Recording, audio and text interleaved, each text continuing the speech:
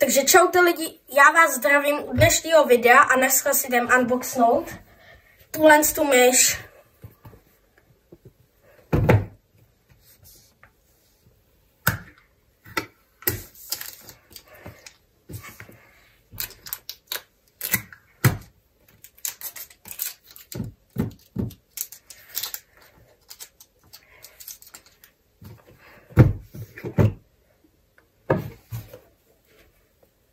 Wow.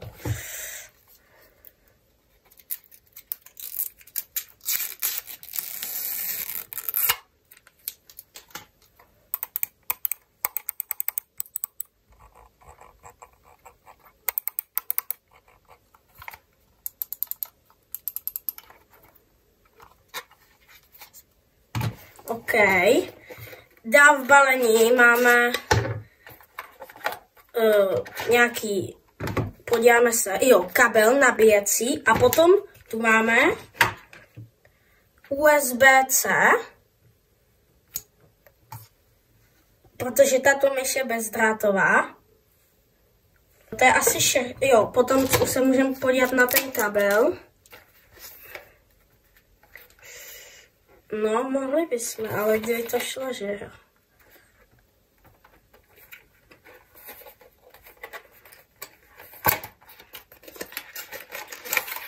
Takovýhle černý kabel. Není tady ještě něco? Ne. Takhle to je asi všechno v tomto balení. Ještě plánek tady je. Nebo co to je? Plánek. A tady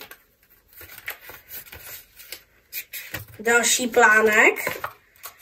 A tady, to, co jsem čekal, jsou gripovací nálepky na to, aby vám ta myš neklouzala.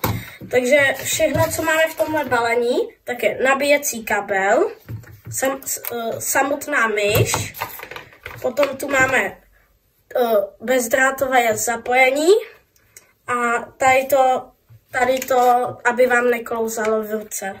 Tak jo, to asi bude všechno a čau. Jí to moc nešlo. No. Víš, jak já jsem se to strašně naučil? Na 5 minut, Jo, já přijdu hnedka. No, ale potom je ty nožičky a to pak si